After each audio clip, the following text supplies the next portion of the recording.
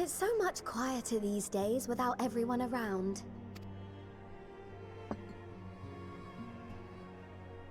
Not that I'm pining for your return, you understand. I have my sources, and I know that each and every one of you is doing well and keeping busy with your endeavors. Meanwhile, I'm left with a surplus of free time and the question of how to make the most of it. What about you? Any plans for the immediate future?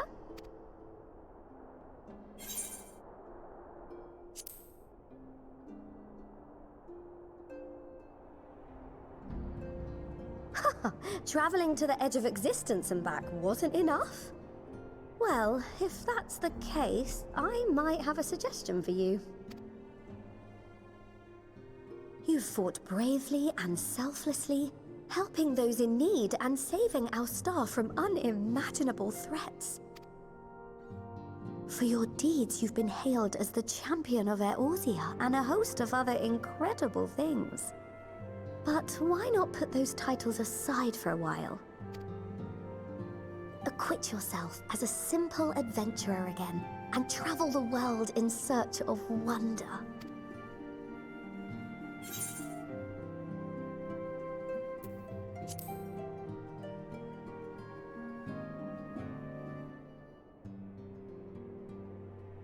With so many exciting places to choose from, it's hard to narrow it down. But I believe I have the perfect destination in mind.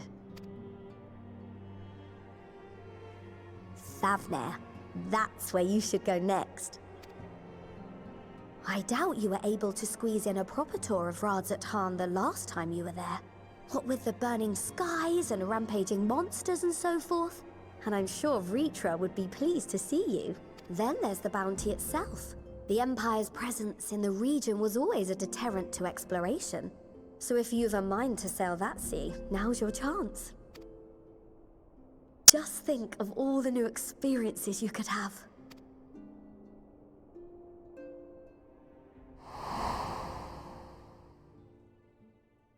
Tell me, have you been to the ruins beneath the waters of the Bounty? As the bearer of Azem's crystal, you may consider your duty to see at least that much.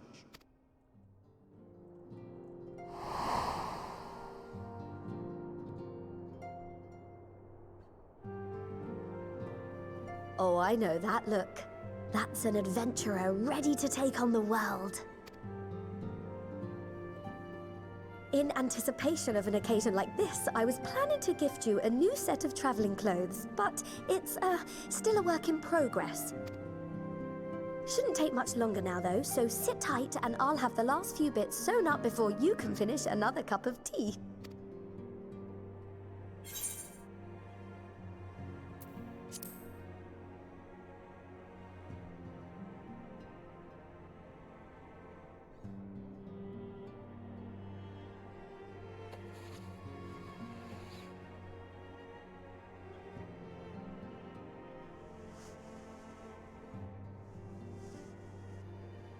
Stitch in here and trim in there, knot the threads with love and care.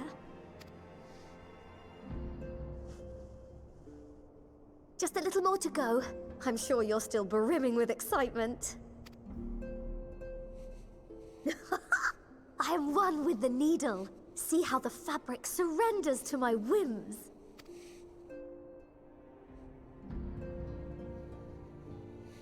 Don't worry, I'll make sure the lining has plenty of pockets for all your little treasures. I swear adventurers are worse than children when it comes to hoarding every feather and leaf and animal hide they come across.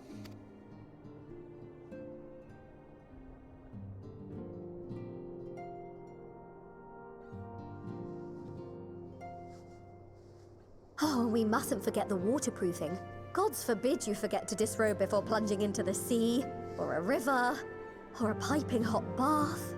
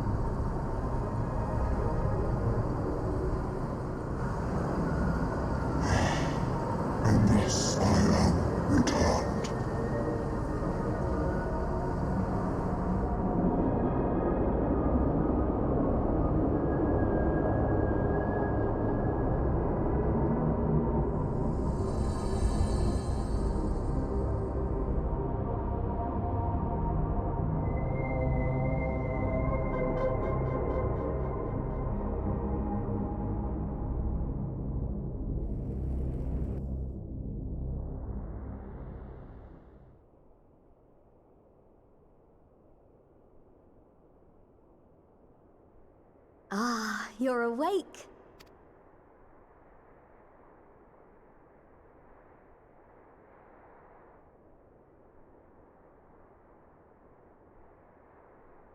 My apologies. I do get a little carried away with my sewing.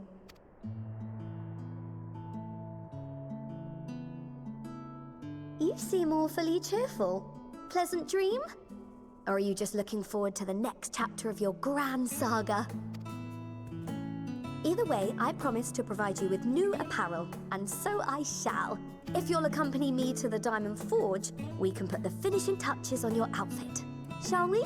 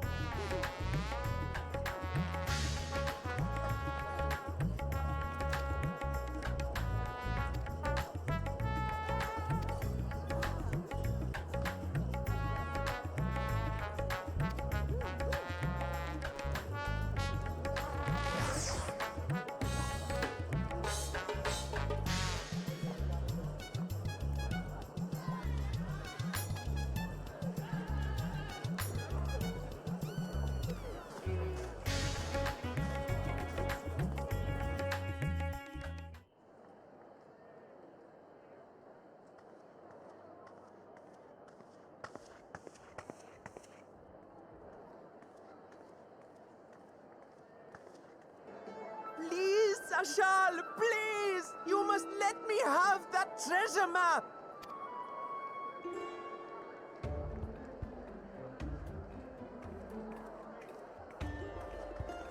What's all this about? My mother and father were slaughtered by monsters. My baby sister, still too young to fend for herself. Can you spare us no kindness? So, you hope to find your fortune? And what? You expect me to surrender my wares for pity's sake? What have you to offer in payment?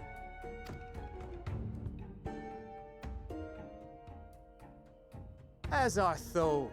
Come back when you've more than rags to your name.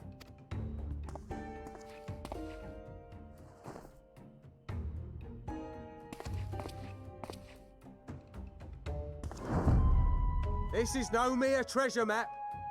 It is a guide to the vaults of Arzadal III, one of the great satraps of Radzat-Han, and a direct descendant of Alzadal Khan.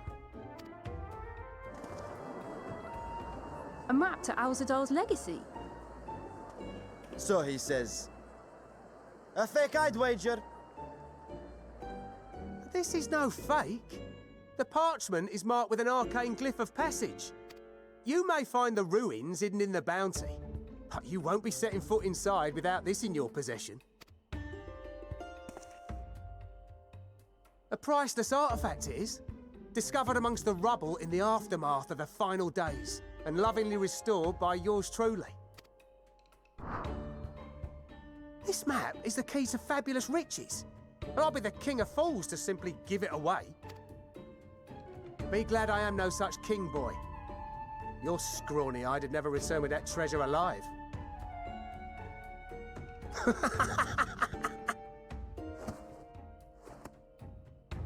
Oh, cruel fate! Why must you tempt me with wealth I am powerless to claim? How I shall envy the one who purchases that precious map! Whatever they pay will be but pittance against the golden hoard they stand to uncover.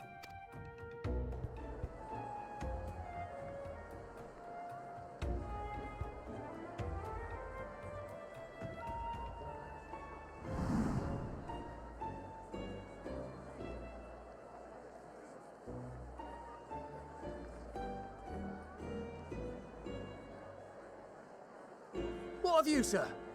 Fighting man of your stature would surely relish the challenge of recovering Alzadal's lost fortune.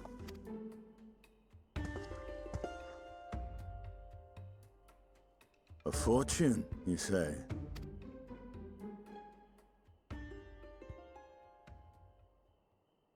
If I had but the strength to seize that treasure, my starving sister would never want for food.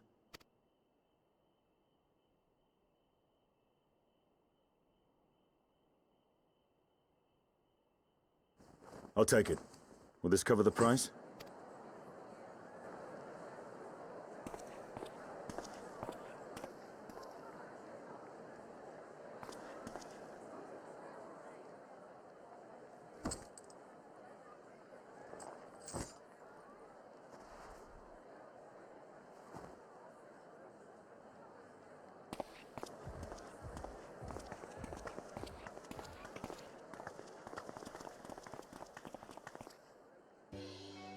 Well met, my friend.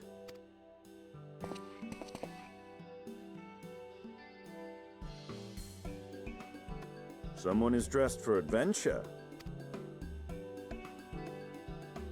But why Favner of all places?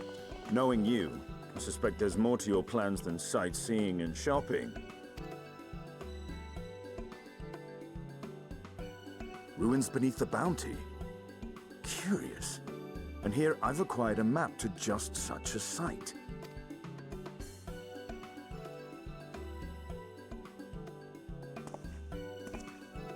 With that sale, I do believe I've earned the rest of the day off. Thank you for your patronage, sir, but if you'll excuse me. You needn't mind us.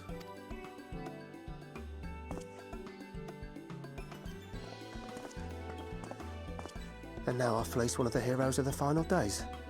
Pray the sisters were looking elsewhere.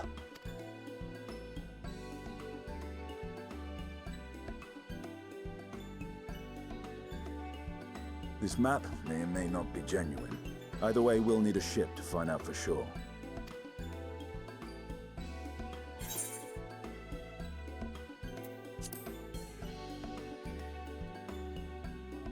Lest you misunderstand, I seek the treasure not for myself. If such a fortune truly exists, then it could help ease the struggles of those who lost their loved ones in the final days. I hope to do for Thavnir what you and Alphino did for the Alamegans when you recovered the Mad King's trove. Come now. You know Alphino needs little encouragement when it comes to recounting the tales of your shared exploits.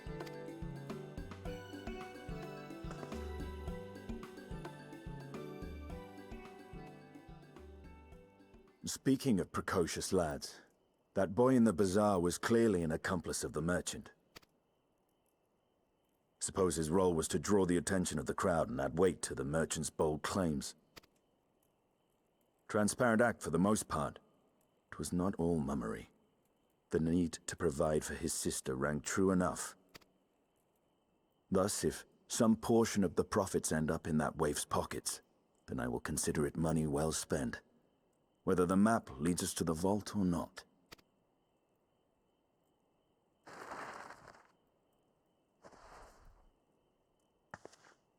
You are coming along, yes?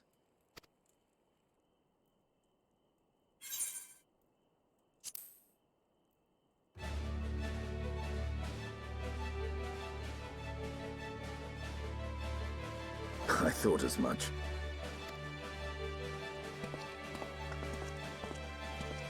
Now, let's see about securing a vessel.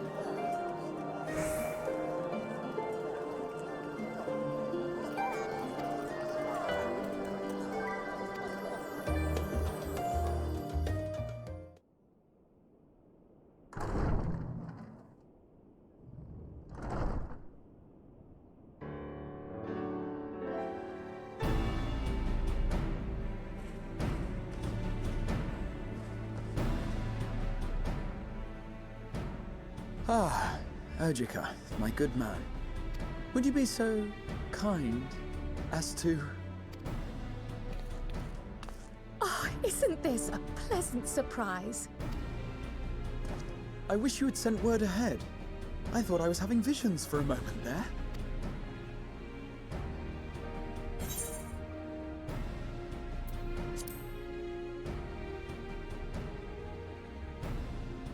Slow and steady. Raha and I have been compiling old records of the students' activities. We located several accounts in the archives of Numenon and added them to the collection we recovered from the Isle of Vow. And judging by the progress we've made thus far, sorting this pile will keep us occupied for days to come. But what brings you to the Annex, my friend?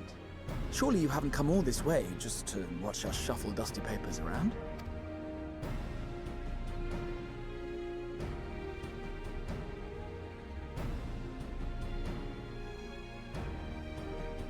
The treasure vault of Alzadal III. And you're looking for companions to join you on this expedition. I would dearly love to accompany you, of course, but I'm afraid I'm committed to another task. On the subject of which, I had hoped to ask for your assistance.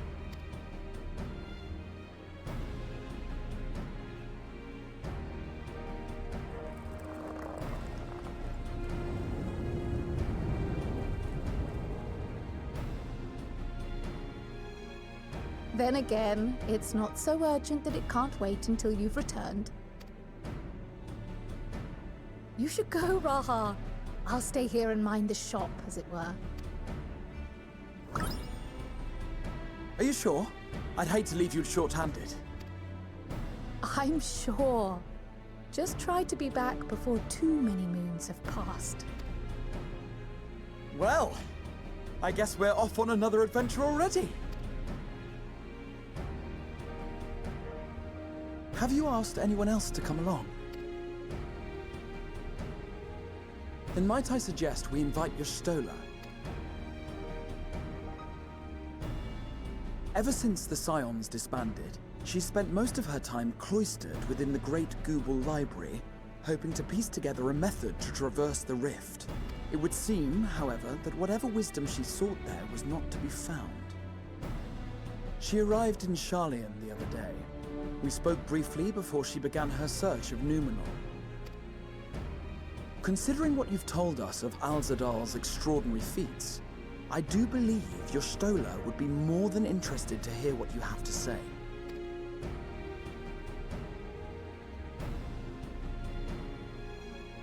Splendid! Then let us head to the archives at once. Wait, before you go.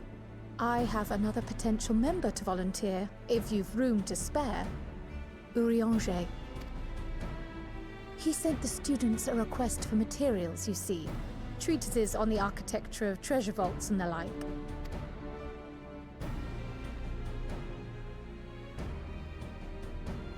From what I can gather, the Loperites are looking to make improvements to their own creation and wish to learn more about how we build things down here.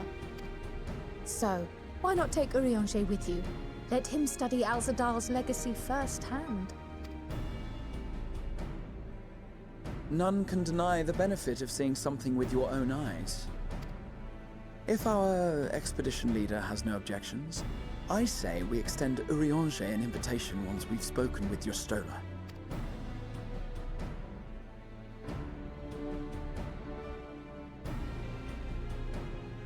Safe travels, you two. But don't forget, I'd still like your help with that other matter I mentioned. Right. Then it's off to the library.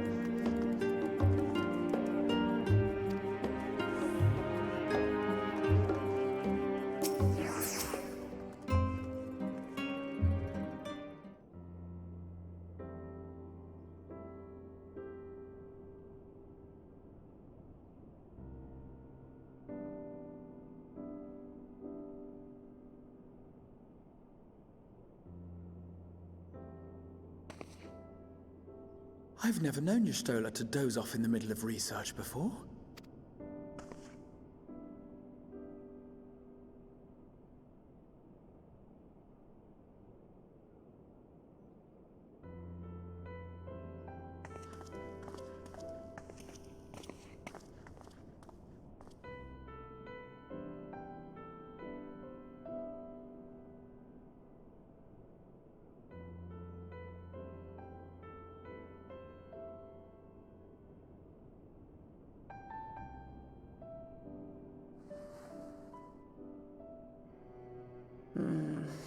Close my eyes for one moment.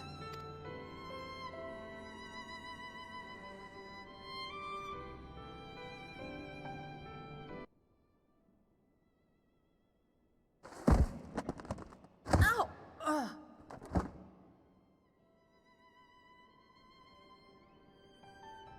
How long have you two been here?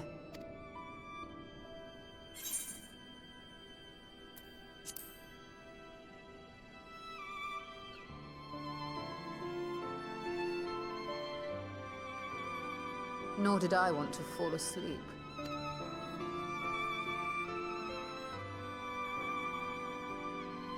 I must have been studying for 2-3 days straight before exhaustion finally claimed me.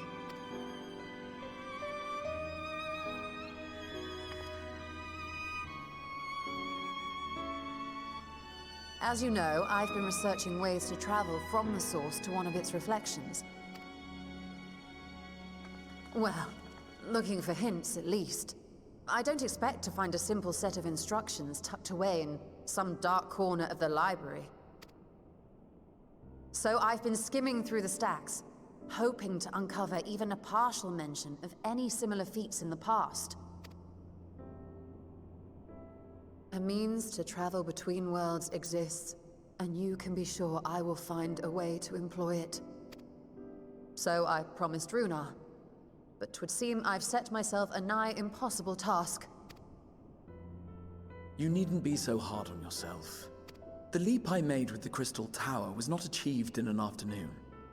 It was the culmination of a collective effort spanning generations. Oh, you think me discouraged? I assure you, 'tis quite the opposite. A daunting challenge and the time to sink my teeth into it. I feel like a fresh-faced student again. A scholar in her element.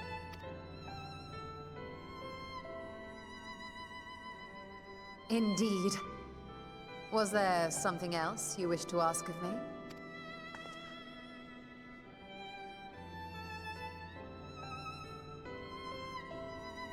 Alzadal is no minor figure in Harnish history, and much is known about his family. But this is the first I've heard of a descendant surviving a trip to another world. If those tales are true, then he may have left behind some clue as to how it was accomplished.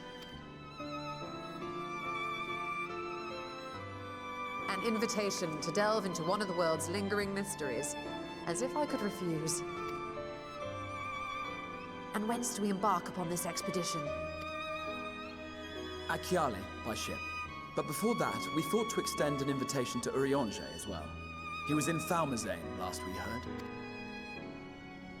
Then by all means, let us recruit him, and be on our way.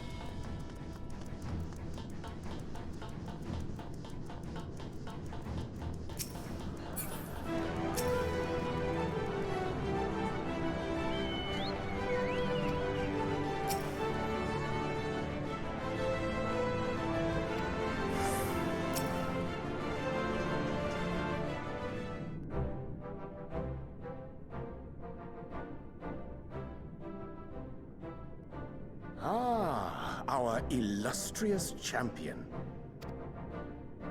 Cloaked in the mantle of the common explorer, fame set aside in thy pursuit of simple adventure. I am told a new expedition is in the offing.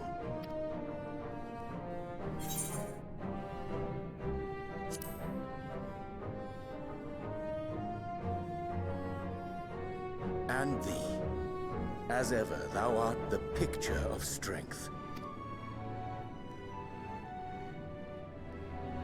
You've been keeping yourself busy, I trust? True to our plan, Thancred and I embarked upon a pilgrimage of sorts, with an eye for gauging the state of those lands through which we passed. Our travels were interrupted, however, by a request for aid from our befurred lunar allies. As you may recall, the Loperites had been seeking new purpose for the moon, another role through which it might serve to benefit mankind. The Forum hath been working to advise them in this endeavor, but I return to offer mine own counsel. And this has what to do with treasure vaults, exactly? Ah, you have learned of my predicament from Mistress Cryle. I know not whence they acquired such knowledge, but the Loperites now stand convinced that adventurers delight in treasure hunts.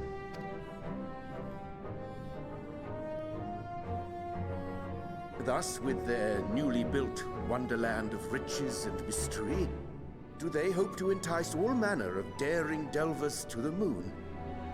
So earnest and innocent was their desire to bring joy to the world that I found myself powerless to refuse them my cooperation. But what of you, my friends? Why are you come to Labyrinthos?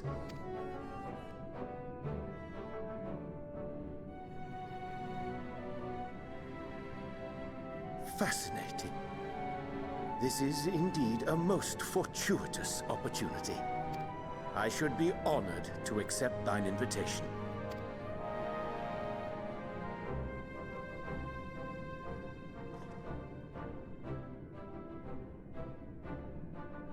How long hath it been, I wonder, when last our actions were not impelled by fate or desperation?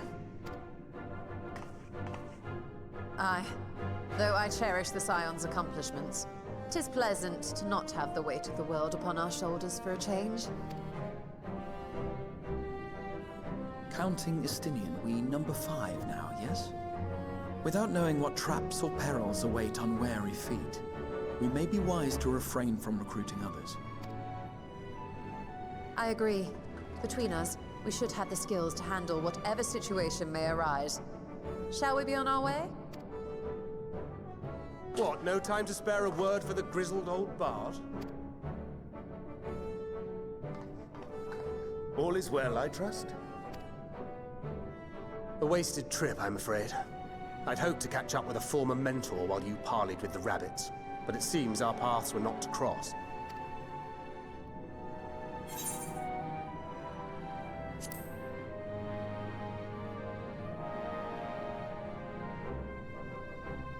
That's because we didn't travel by experimental etherite. It's astounding what a lack of nausea does for one's sense of well-being.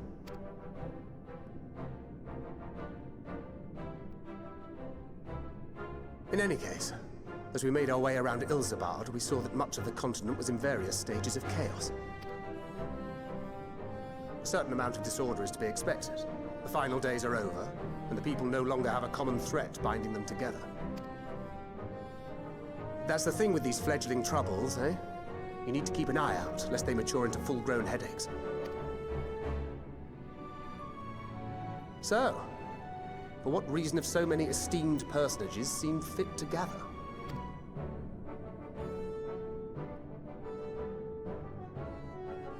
Beneath the waters of the Bounty, you say? I see you've already stolen away my traveling partner with the promise of unexplored ruins and scholarly glory. Nay, 'tis not for mine own indulgence. but rather the fulfillment of my commitment to the Loperids. Ah, of course. And if you have a Stinian rounding out your group, you'll likely have all the members you need. Feeling left out? I could put in a good word for you, if you like. We may have been released from our obligations, but I'll never be free of that merciless wit of yours, will I? In all seriousness, it is best I sit this one out. Too many former scions consorting with one another might be seen as a cause for concern in certain quarters. I'll return to my usual reconnaissance and scout out the situation in the Far East. Feel free to share if you come across any interesting revelations. Till we meet again.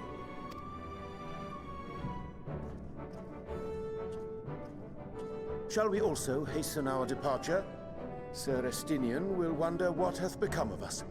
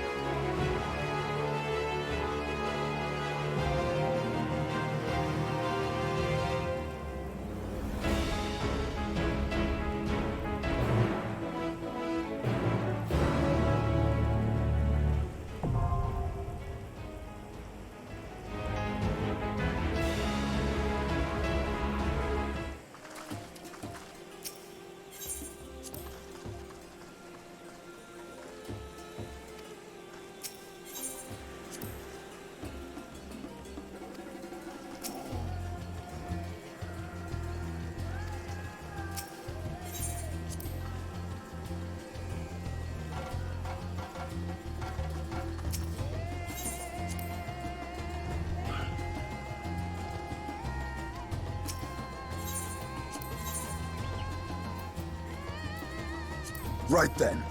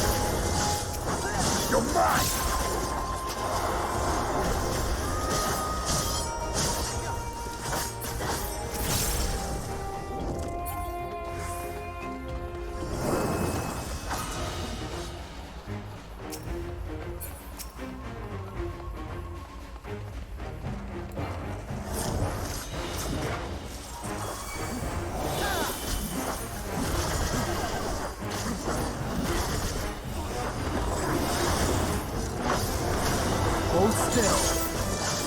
Be gone!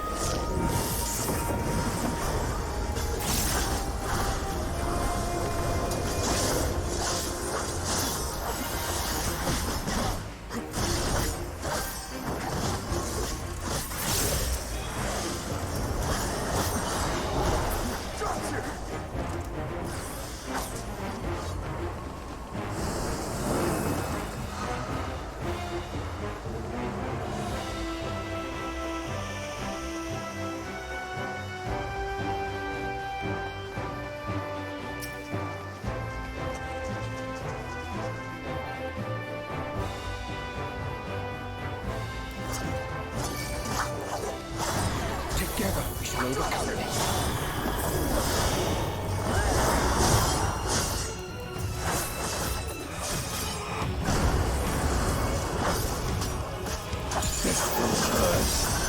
Hold still.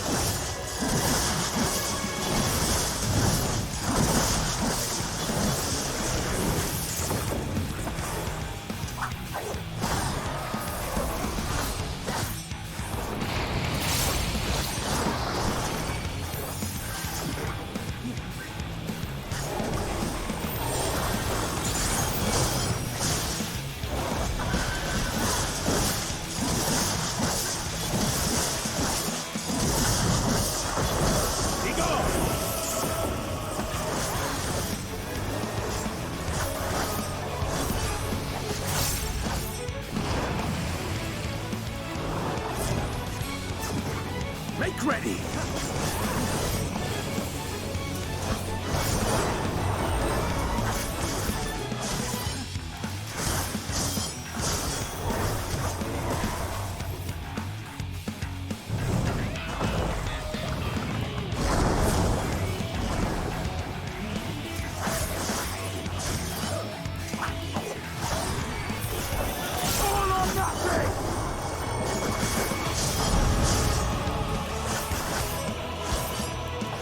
Hold still.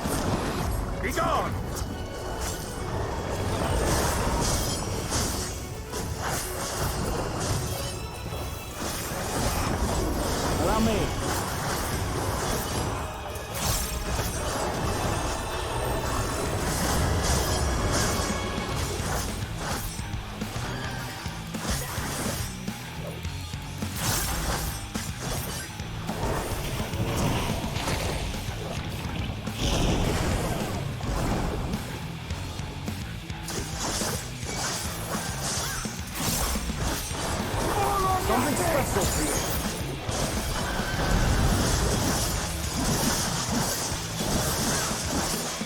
Hold still.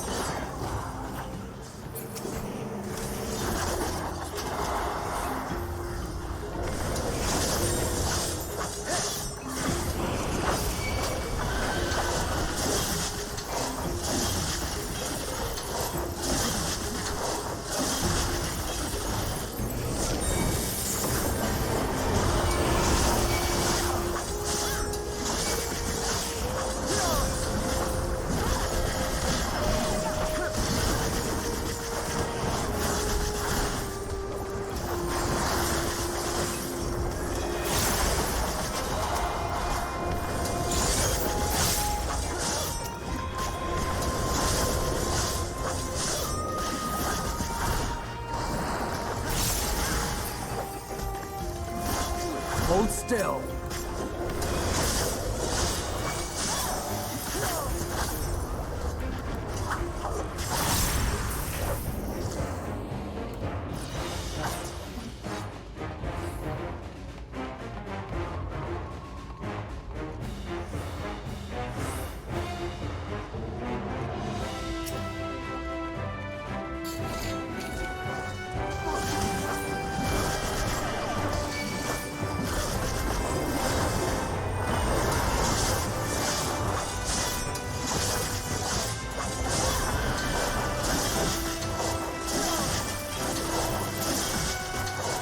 Hold still.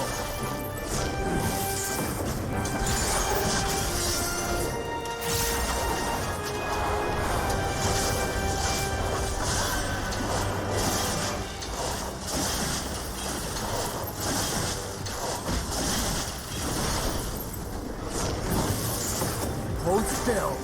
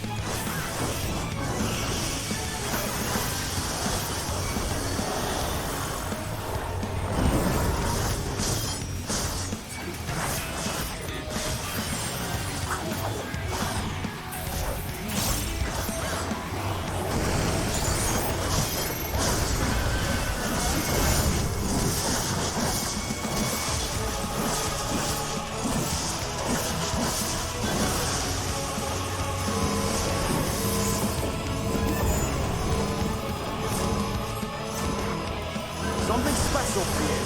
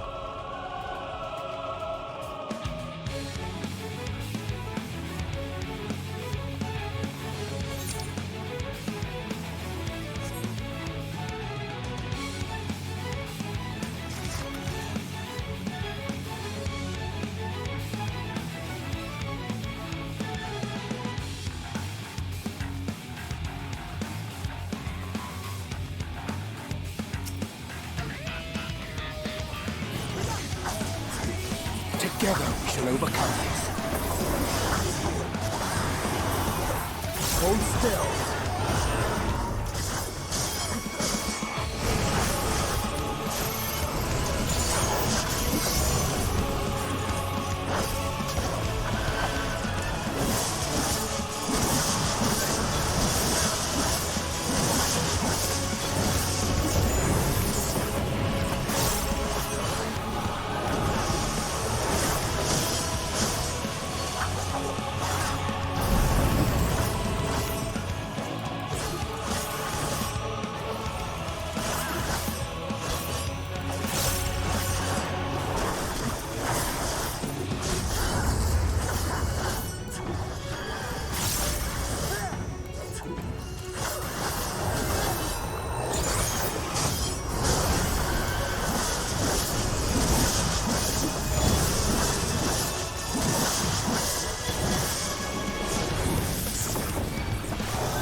Underestimate me!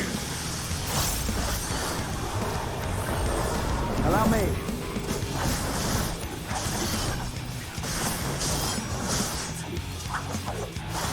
Be gone!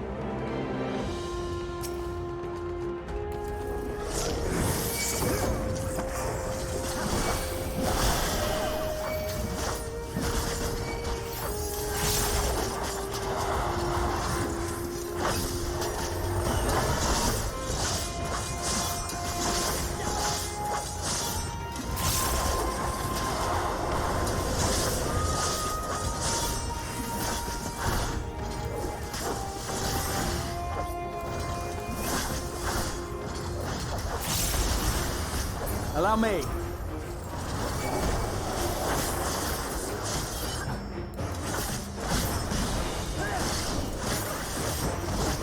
Make ready!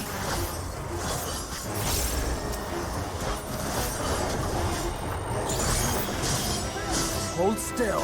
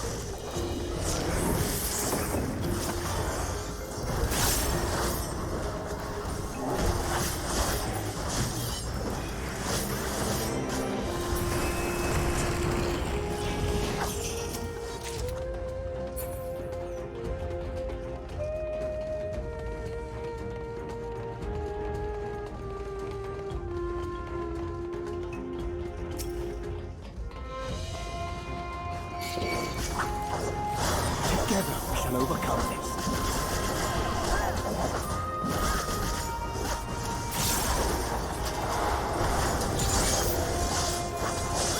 This will hurt.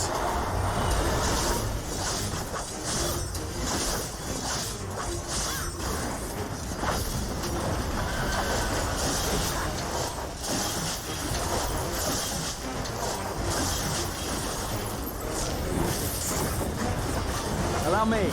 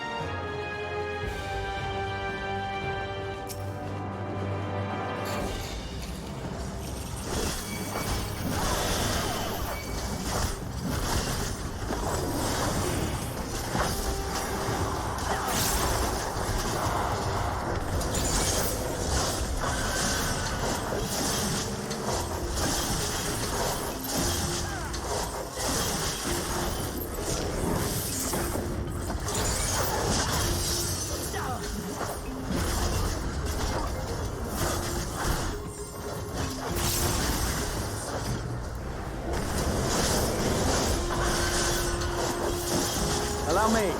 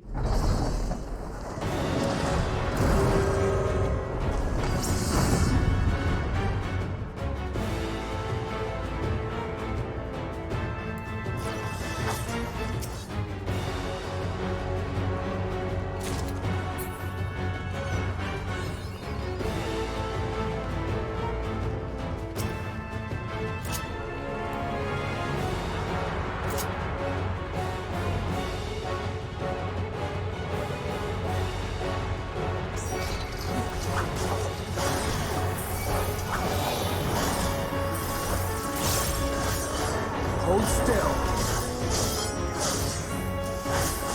Make ready. Hold still.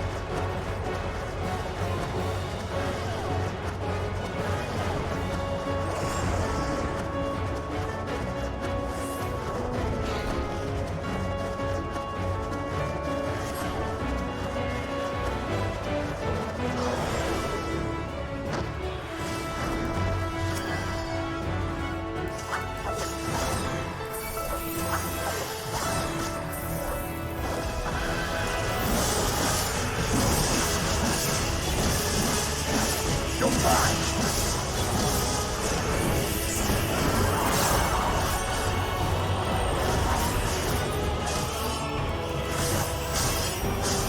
You underestimate me!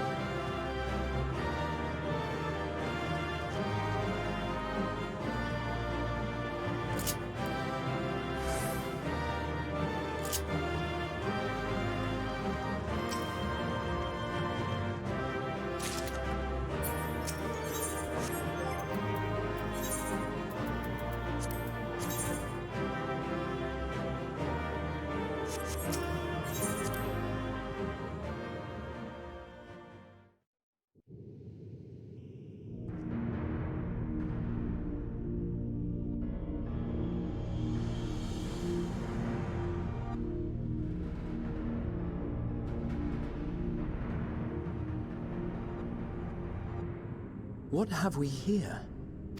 'Tis not unlike a Hunnish alchemical furnace in design. Well, there is one way we might find out. Stop! You mustn't touch it.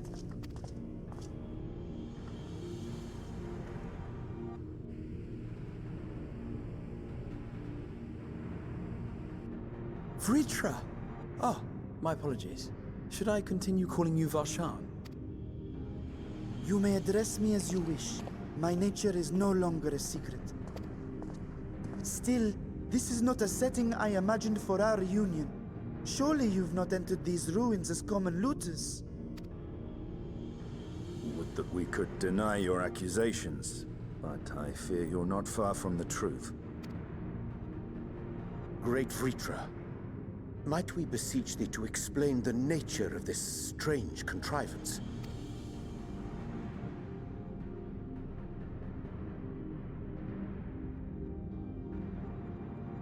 It was crafted by our alchemists at my behest, for the purpose of sealing something away.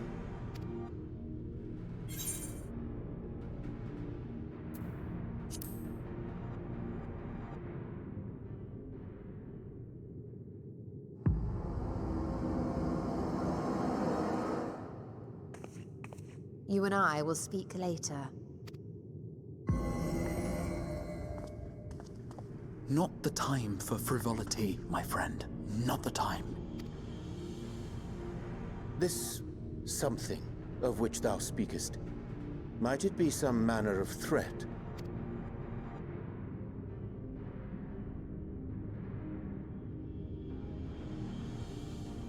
Perhaps I should simply show you.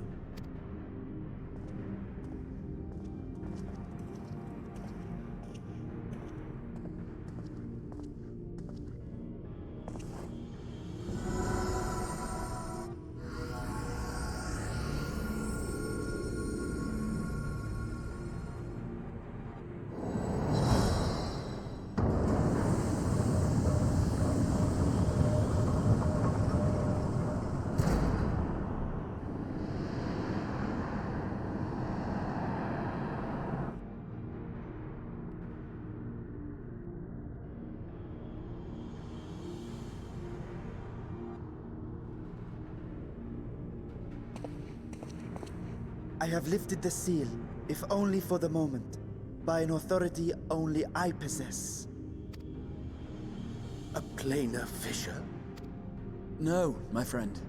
Small though it may be, this is a functioning gate into the void.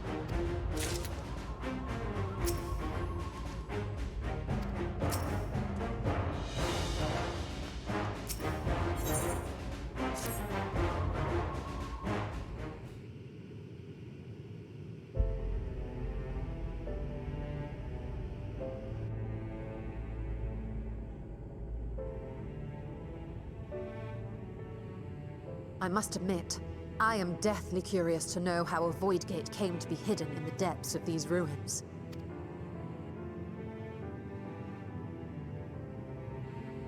To tell that tale, we must first peer far to the south, and even further into memory.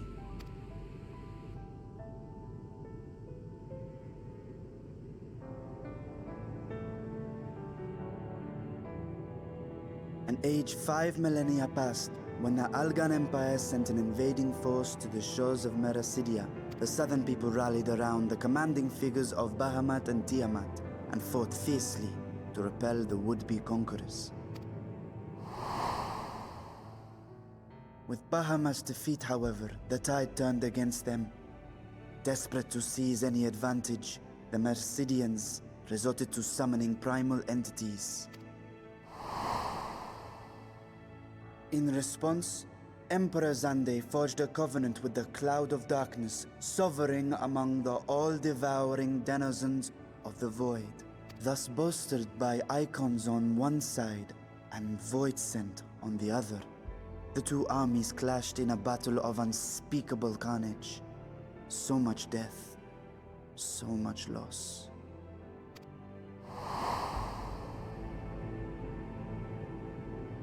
I consider myself well versed in that period of history, yet you speak as one who witnessed it happen.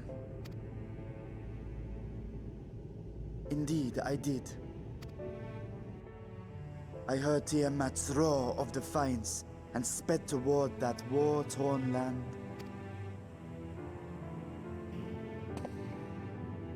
Along with my sibling, Ashdaya.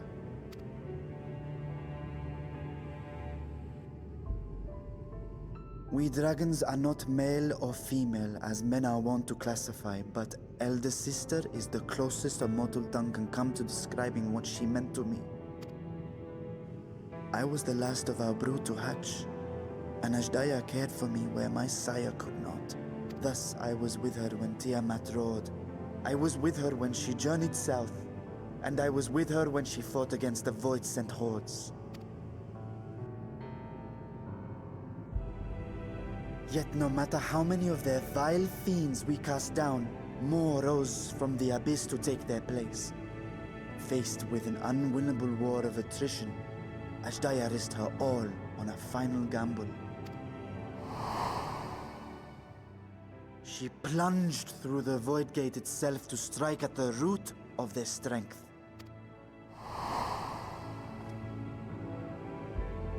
I tried to follow in her wake, determined to lend what aid I could.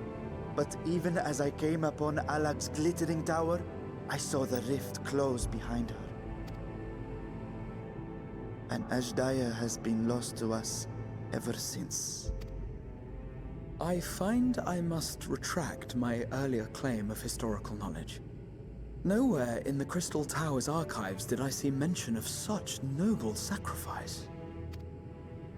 That does not surprise me. To Allagan eyes, it must have seemed as if a lone dragon, driven to madness, simply dove through the gate and did not return. For my part, I spent long years searching for the means to reunite with Ashdaya. Until I could search no more. Until Allag was dust, and the art to open a void gate large enough to accommodate a dragon forever lost. Yet you have the beginnings of a gate right here, under the control of a harnessed device. My discovery came before Radzat was founded. Though I scoured the lands for a method to cross the rift, it was beneath the sea that I chanced to find a natural planar fissure. It was, however, far too narrow to admit a worm's bulk. Only after our city rose upon the rock, and I could enlist the aid of our talented alchemists, did matters take a favorable turn. Their dedication was beyond reproach. Tirelessly, they worked to expand the fissure, and after decades of toil, it finally grew to a size that a child might pass through.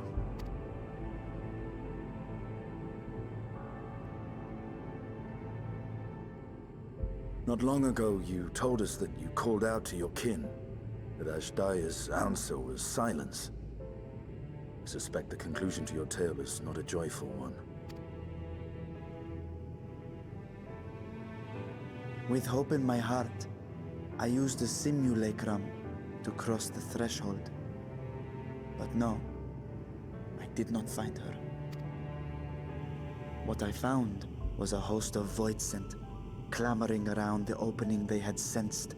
'Twas but a moment, but enough. I had no choice but to retreat and allow the portal to contract once more. The gate was a threat to your people. You had to decide between endangering Radzat and abandoning your sister. You chose the latter. 'Twas not that thy siblings scorned thy call. 'Twas that she was trapped beyond a barrier through which neither roar nor dragon may pass. Even now, in the desolate world of the 13th. I can scarce imagine your pain, yet it was wise not to linger in that place. Too long a sojourn, and even a being of your power risks being warped into a creature of the void. You've seen this phenomenon before, when we stepped into the darkness.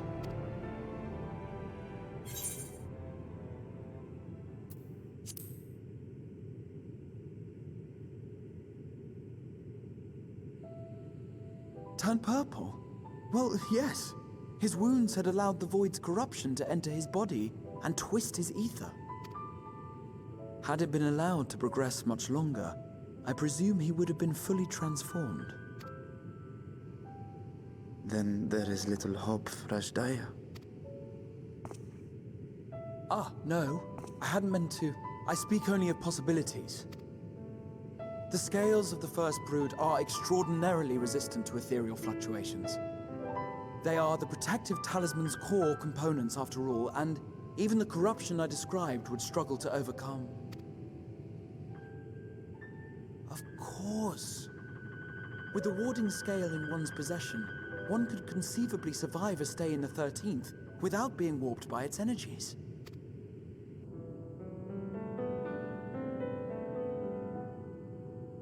Be that as it may, it is too late to rescue my sister.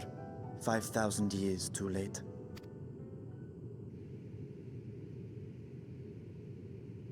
And now countless others look to me for guidance and protection.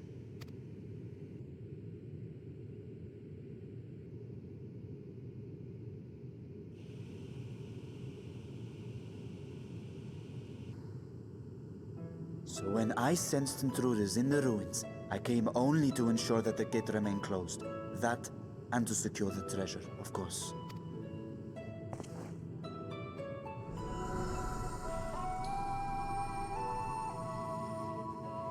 I wish only to forget the rest.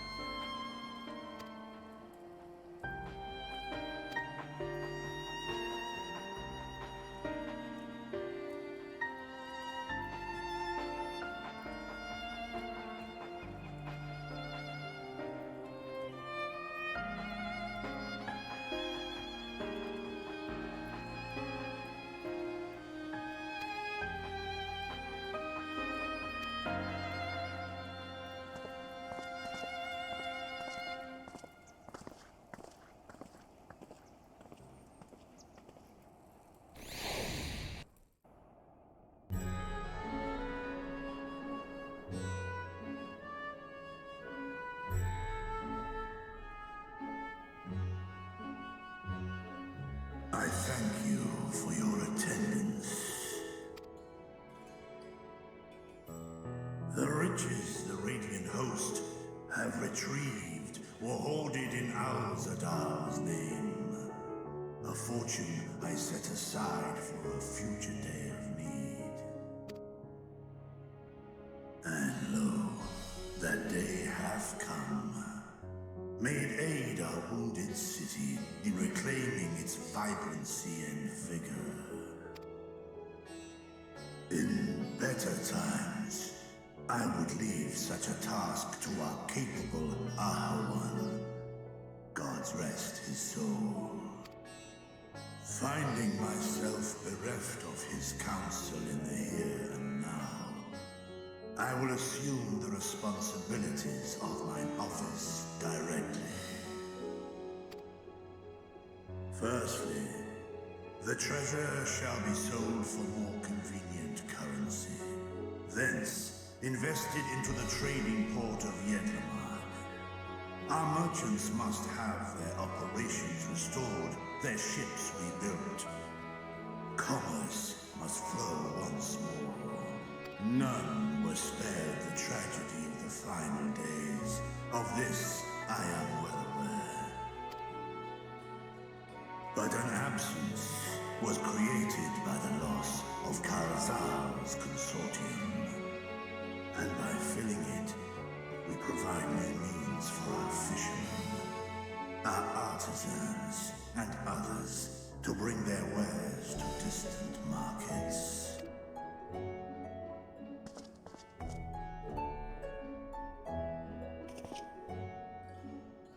And what of the children who were left without family to care for them? That is a concern which weigheth heavily upon my mind. The simple gift of coin will soon be exhausted, leaving these young souls adrift on the fringes of our society.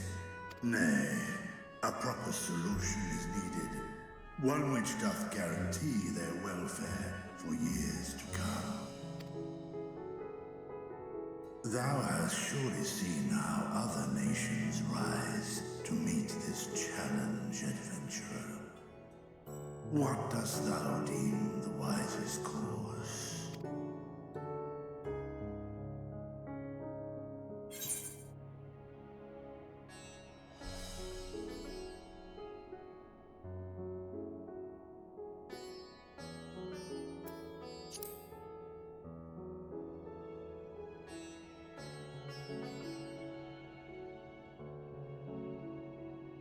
Of course, we must all look out for one another.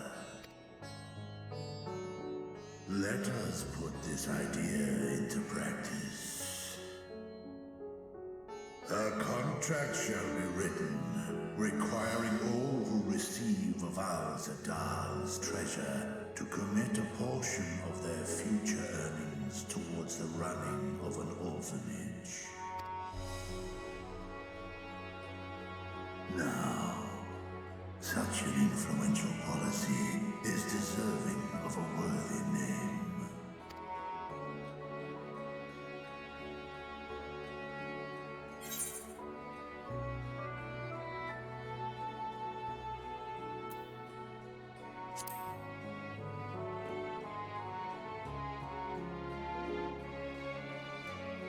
A successful merchant. I believe I see thy reasoning. Karazal should be remembered, not as the blasphemy which terrorized Thavne, but as a hard-working and generous man who brought much wealth to our shores. Do any among you object to this proposition? Many here lost loved ones to the beasts. In that time of strife, any one of us could have broken. Any one of us may have been taken by despair. When I think of Kalzal, I feel no hatred. Only a stinging regret that we could not save him as well. Isn't that right, men?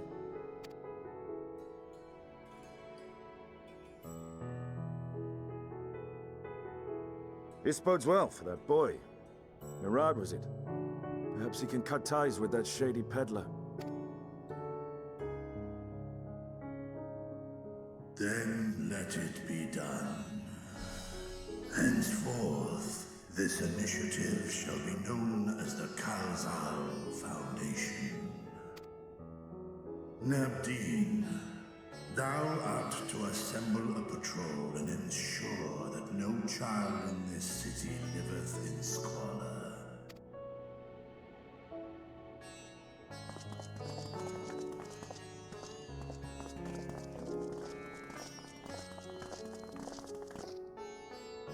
Clerks, see to the management of our funds and make haste.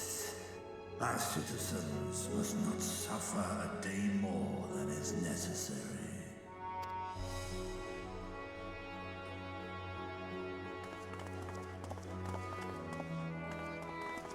Dragon and man, side by side in pursuit of a brighter morrow. Reminded of Ishgard.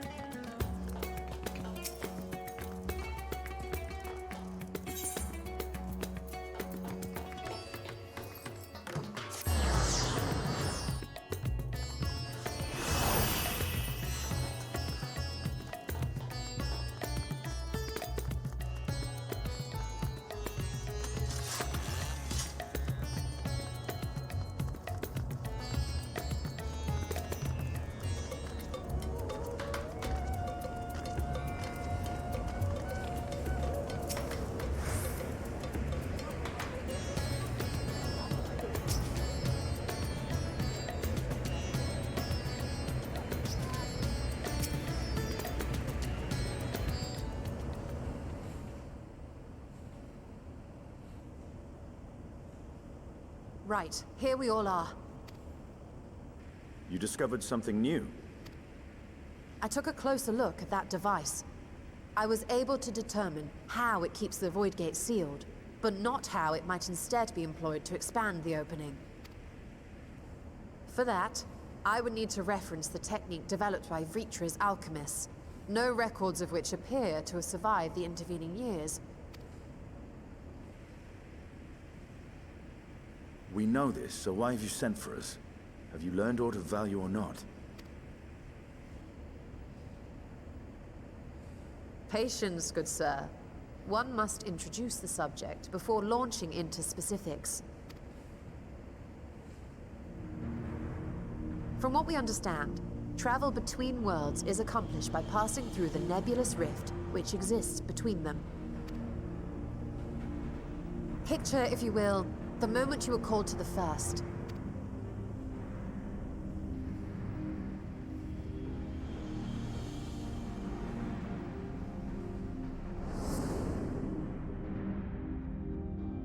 You touched a focus of some kind to help the Exarch pinpoint your location. His summoning spell then channeled the energies of the Crystal Tower to begin your journey to his world.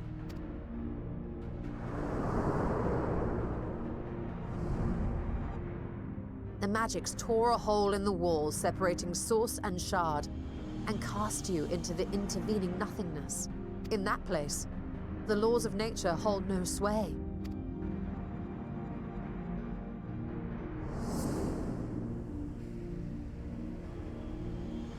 Yet even through this realm of temporal and spatial instability, you were borne safely to your destination in the first.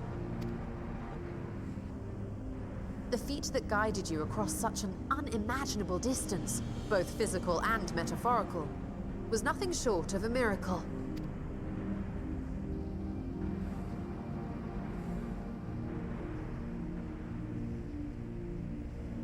Then what of the many voidsent found in the source?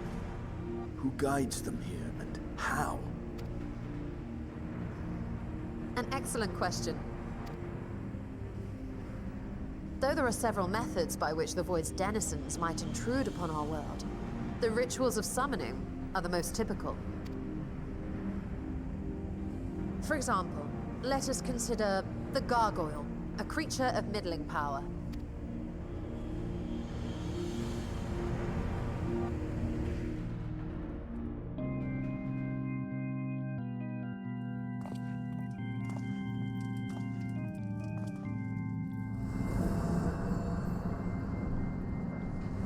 To call upon such an entity, the prospective summoner must force open a void gate.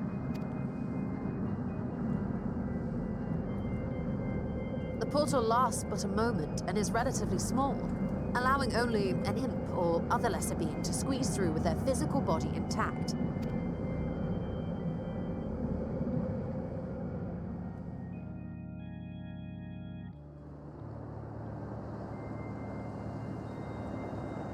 Our more powerful gargoyle, however, is too large for that.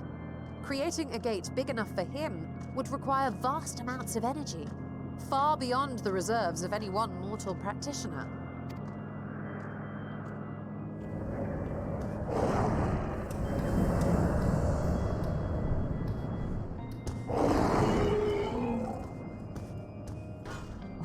Instead, 'tis far more common to bring over only the entity's soul. We had a taste of that ourselves when a certain exarch dragged us to the first.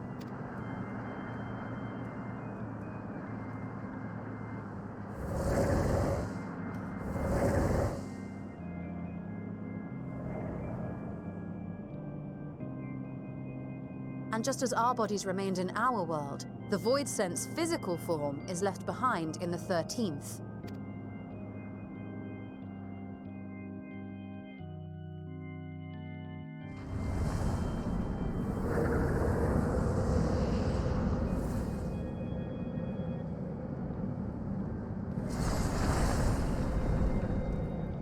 Once at its destination, the summoned soul is granted a temporary shell to inhabit.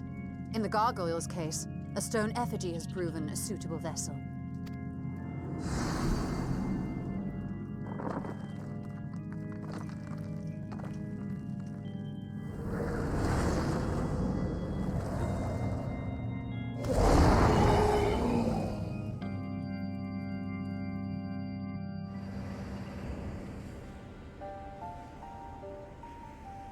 Wait. You said that Voidsent must be called here deliberately by someone in the source, reeled in like a fisherman with his catch. Exactly. For a being to navigate the chaos of the rift, with or without form, there must needs be a guiding agent on the other side. When the hordes poured forth from Alag's Great Gate, it was the technologists who drew them through. Though to my knowledge, planar fissures are in essence natural passages between our world and the Void, which require no such guidance to traverse. Why is only the boundary between the Source and the 13th so fragile? So much so that it often tears open of its own accord. I believe solving that mystery is key to understanding travel between the Source and its reflections. And how do you intend to get your answers? No. The danger is too great.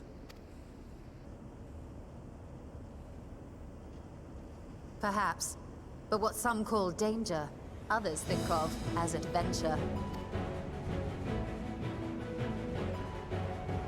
Were you not listening to my tale? Never mind that the means to expand the gate has been lost to the ages.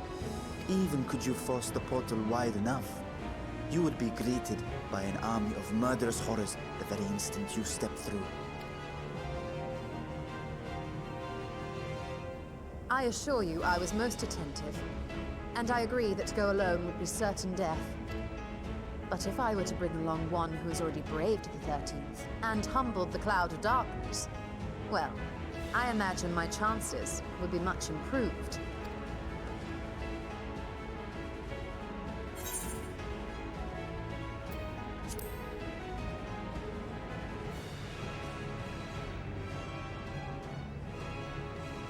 Since when were you one for the quiet life?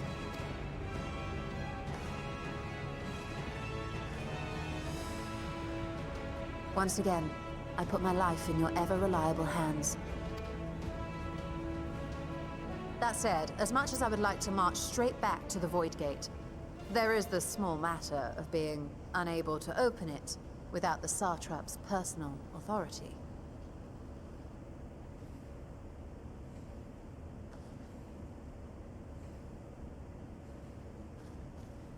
As I've said before, I will grant you and yours any boon you choose to name, provided it does not endanger my people. You have my word that we will take every precaution.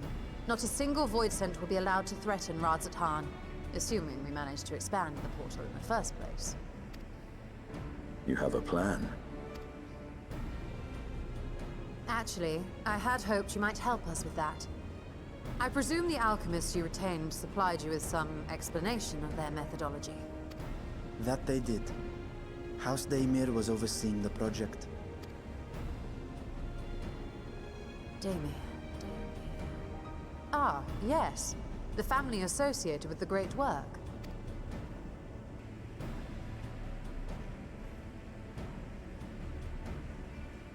I did not fully comprehend the theory, but their research began with a void scent which had slipped through the fissure. After a thorough examination, they created an arcane simulacrum possessed of similar qualities. A man-made void scent, if you will. It was apparently indispensable in their efforts to enlarge the gate. A man-made void scent?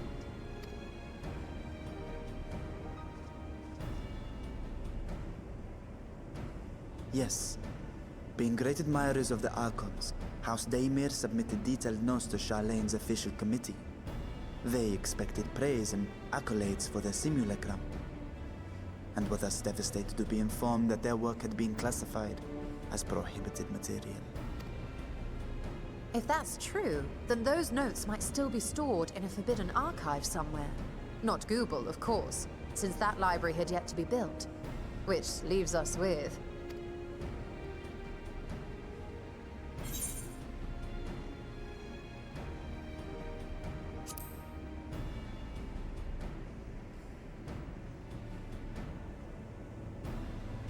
Yes, it may very well hold a copy.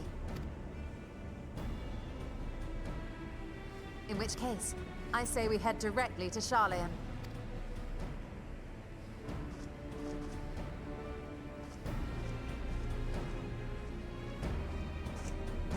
Unless you anticipate needing help to reach the high shelf, I see myself being of little use. Go on ahead. I still need to find Mirad and tell him about the Khalzal Foundation.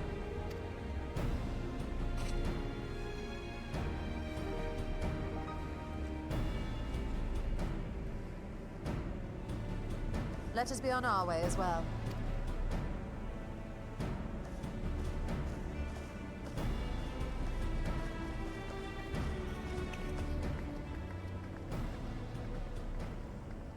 They are resolved to venture into the void. Do I sit idly by?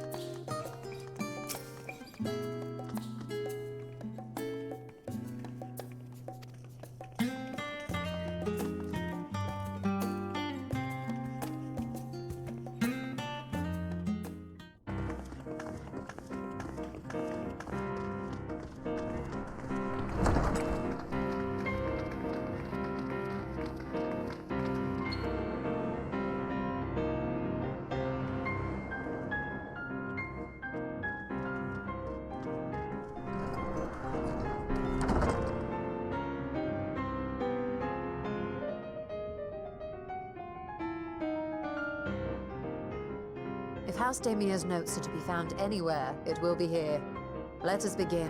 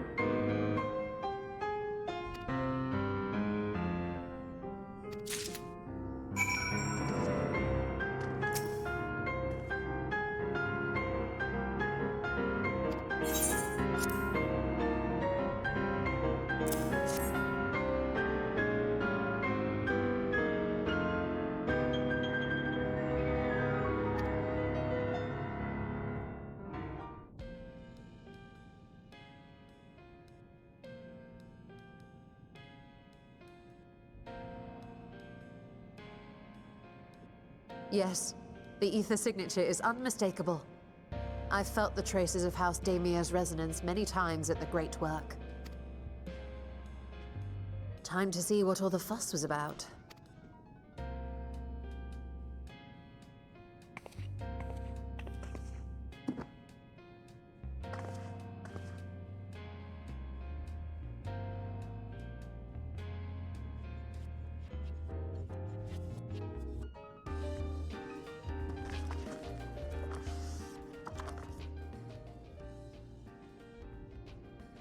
Among the ranks of the Voidsent, there exist entities with the power to call forth their brethren from beyond. The species known as Atomos, however, is uniquely prodigious in this regard. From its distended maw, it can expel an endless procession of void-born creatures, a talent which sorely tested the Radiant Host in its battles against these abominations.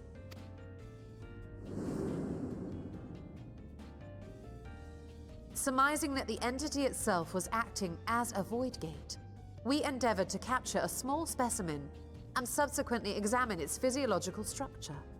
Our findings revealed that the Atomos had absorbed a planar fissure into its own flesh, which it could expand at will into a functioning gate.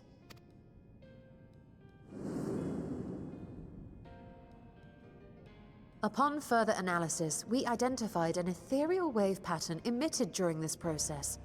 A pattern we were able to emulate by passing crystal-stored ether through a specially designed prism. We proceeded to embed said prism into an arcane simulacrum, thus completing what we have dubbed our artificial Atomos.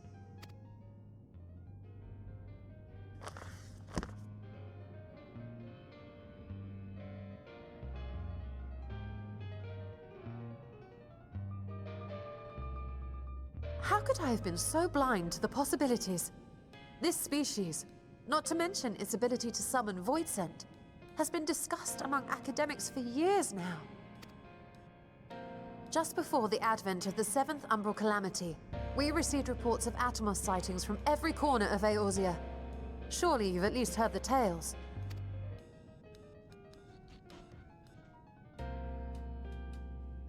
And still, House Daemir went and built a mock Atomos of their very own.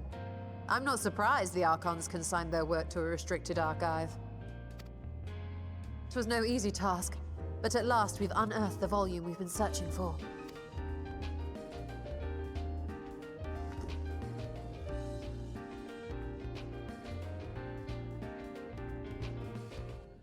I'd be lying if I said I wasn't tempted to stay longer. See what other forbidden titles might be lurking on these shelves? Ah, but that would be abusing the very special privilege we've been granted now, wouldn't it? Better not.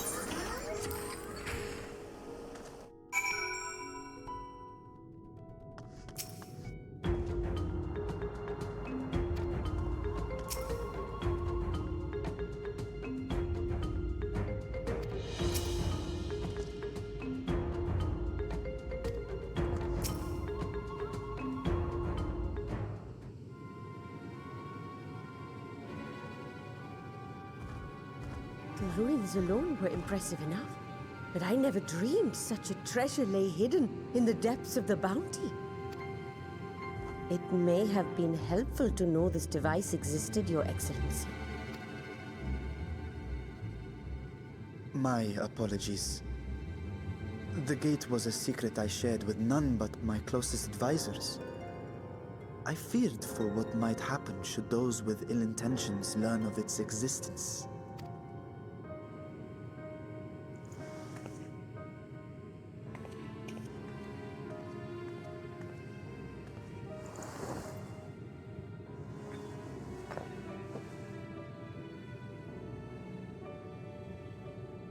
What is it you're doing now? There's something I wish to verify. The NOAA reports claim that a short stint into the void carries little risk of etheric imbalance. Should one suffer an injury, however, or if one's expedition drags on longer than intended, that risk becomes significantly greater. Gra has theorized that a warding scale would confer protection from the void's corrupting influence. But I would prefer to test that hypothesis before we set foot in the 13th ourselves. So, this is an experiment of sorts? Yes, an experiment. Tell me, how would you go about testing the efficacy of the warding scale?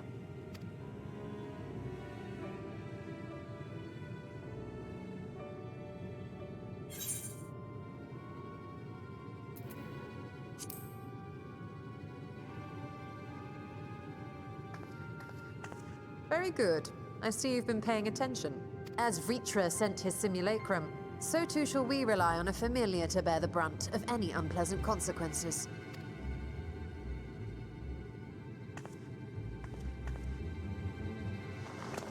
Now, a lowly imp can navigate a fissure, no matter how narrow. Which means an arcane entity of similar stature should be able to manage the same. I hadn't wanted it to come to this, but no other familiars will do, I'm afraid.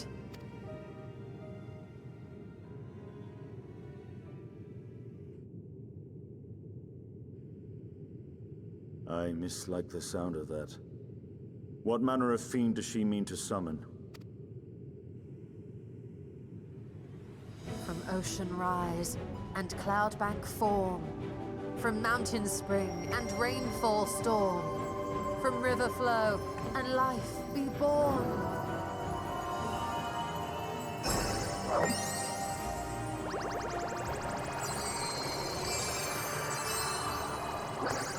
Water, water, froth and foam!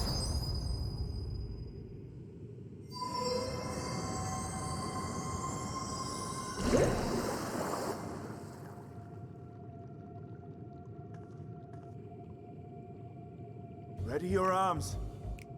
I fear she's been possessed. Oh, come now. That was adorable.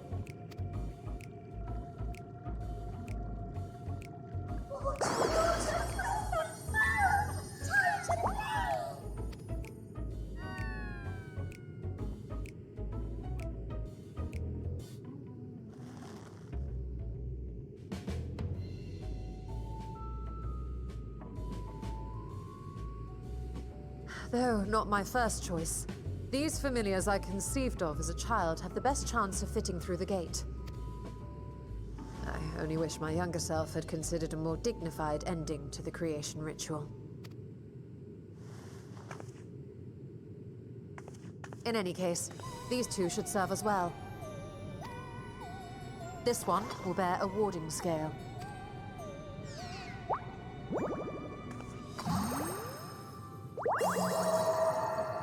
And when they return from the 13th, we can observe how the talisman, or absence thereof, has affected the progress of the Void's corruption. If I could impose upon you to open the gate. Your Excellency? Ah, yes, of course. We should also be wary of Void scent slipping through while we conduct our experiment. Estinian, you are to keep Nidana safe from harm. As you say. You had best be on your guard as well.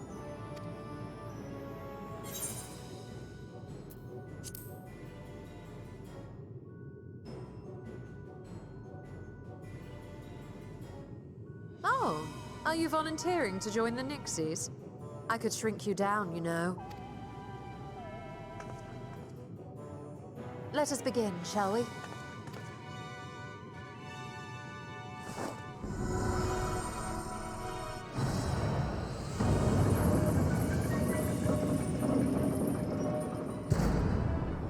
Nixies, into the void.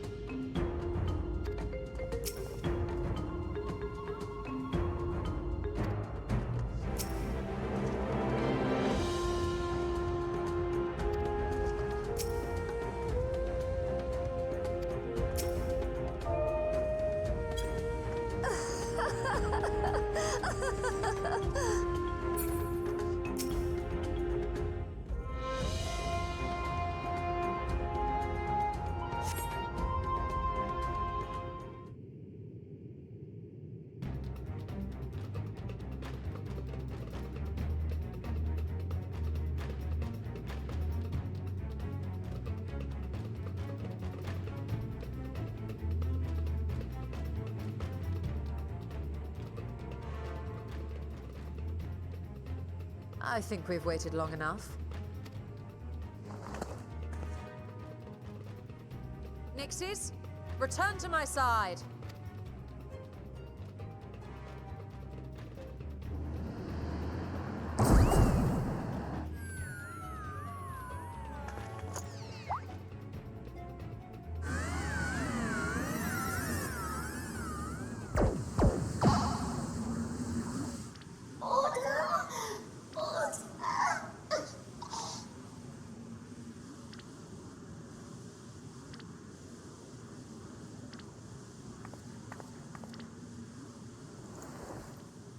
Thank you, little one. You did well. Oh, the poor thing. Its essence has been irrevocably warped.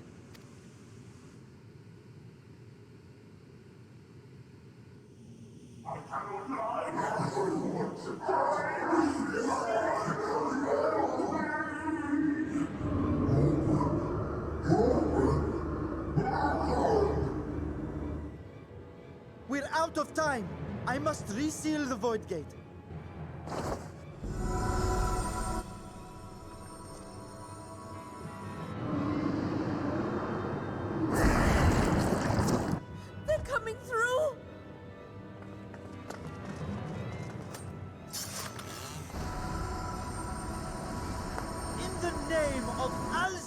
the Third, I bar this door unto the void!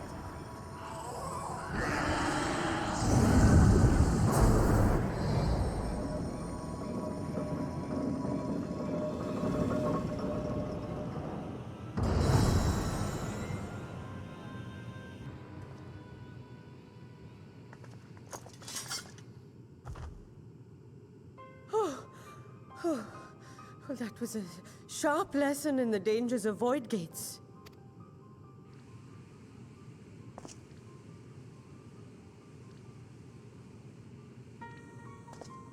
And what of our experiment? I'd say the results speak for themselves.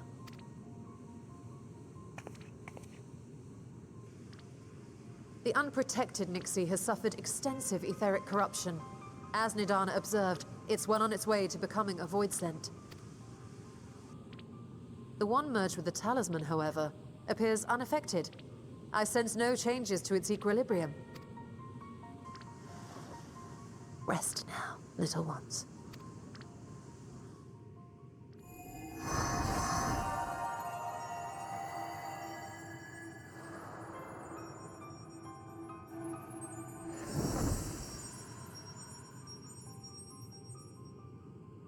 Graha's theory was correct, then.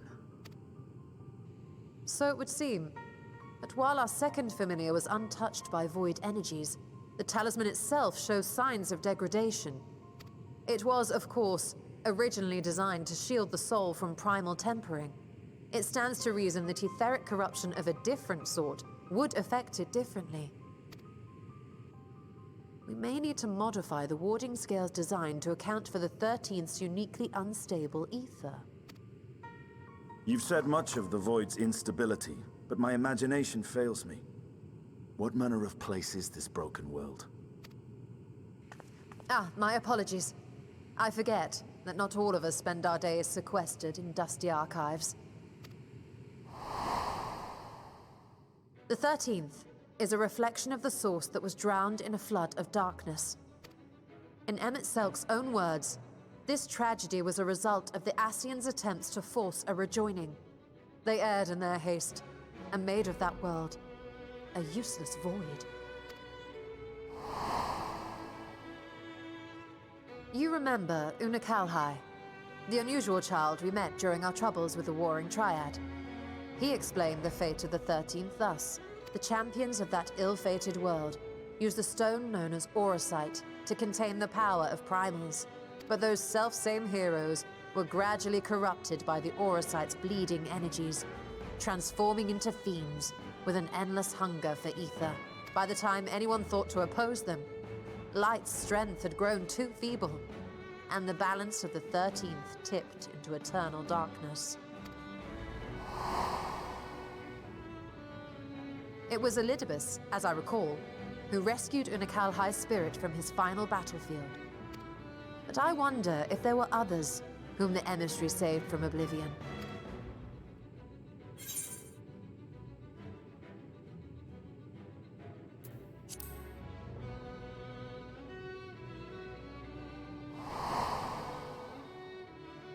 Silva, the adventurer who traveled with the Warriors of Light. And you say she was another of Elidibus's pawns?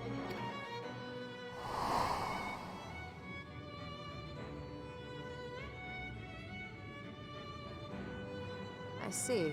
So Ciela, or rather Silva, was beguiled by the same dreams of heroism as Una Kalhai. And what of your own experience? Will you tell us of what you observed during Noah's expedition?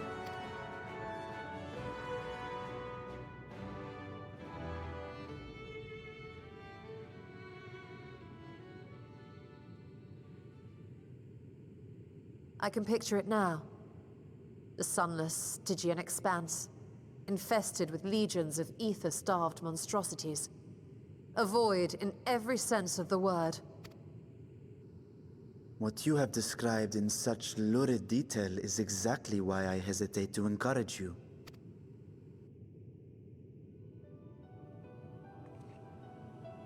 Worry not, great Vritra. Our journey into the 13th is but the first leg of a longer voyage.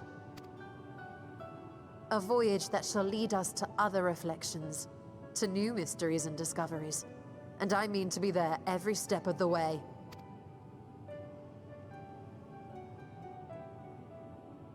But first, I must focus on refining the warding talisman.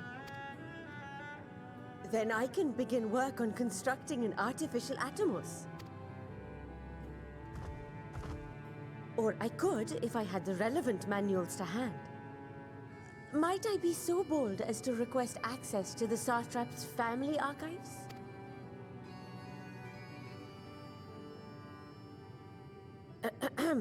Your Excellency?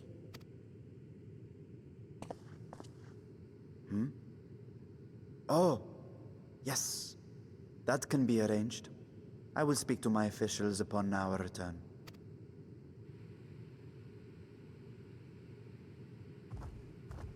We will see you back in the city then.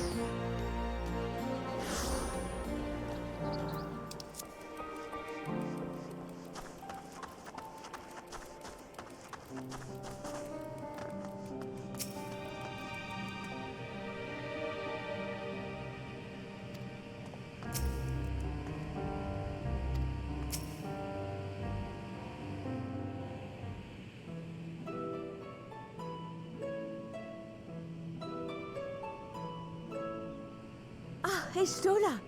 The adjustments are going well, I hope? 'Tis a lengthy process, but the end is in sight, yes. That's wonderful news. I myself had some good fortune searching through the Satrap's private records. What I found was a transaction log dated around the same period as when Alzadal's legacy was built. It included a purchase list of highly exclusive alchemical components, and I knew I'd discovered the key to making the artificial atomos. I then visited the High Crucible to commission the materials. After I'd explained my requirements, I was beset by volunteers insisting I allow them to help with the entire project. The usual reaction to someone forcing open a void gate is to run for the hills. Harnish academics certainly are a different breed.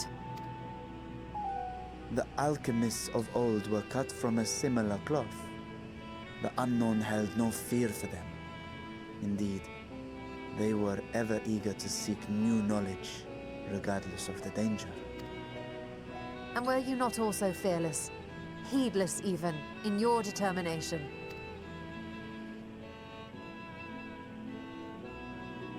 My sire entered his dormancy before I was hatched. And so it was Ashdaya who kept my eggs safe and warm. It created a bond between us. Even long after I learned to fend for myself, I rarely strayed from her side. She was my guardian, my sister, my dear companion. And not a single day passes that I do not mourn her absence. No matter how deep the darkness, I would not surrender my search. I promised myself the time would come when we would once more take to the skies together. But I am satrap now. The Radiant Host is here to serve, Your Excellency. Nabdeen, what is this about? Celestinian told us of your predicament. For centuries you have protected Rads at Han, never showing your true self, hiding behind a curtain and living only in service to the people.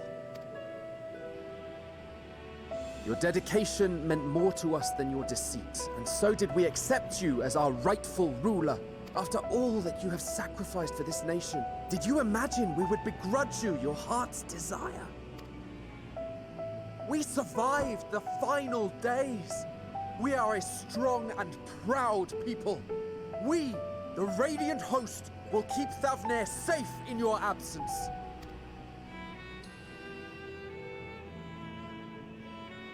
I am grateful for your loyalty and for your encouragement. And yet... Now you listen to me, Varshan!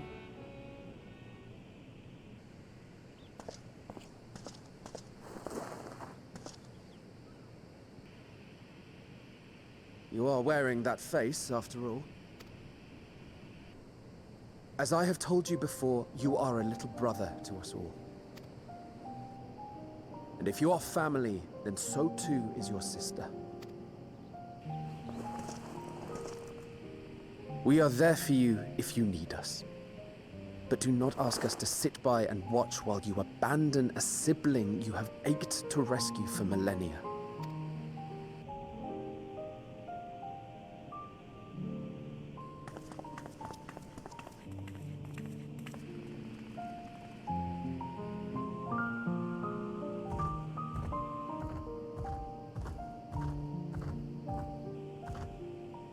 We will succeed in opening the way. It is only a matter of time. All you need do is prepare to step through to the other side.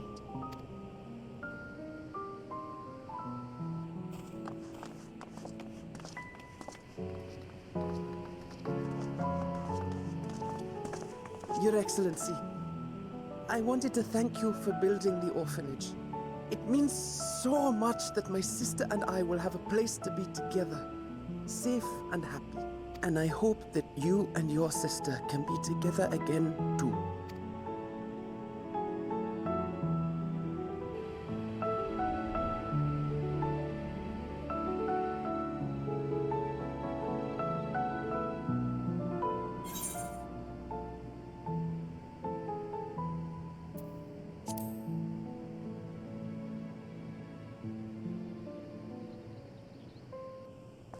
You're saying I should seize this chance? Take heart and protect them well. Such were the words I once said to you, and here I stand failing to live up to them. If my heart is torn, I am fit to protect neither Ajdaya nor Radzat-Han.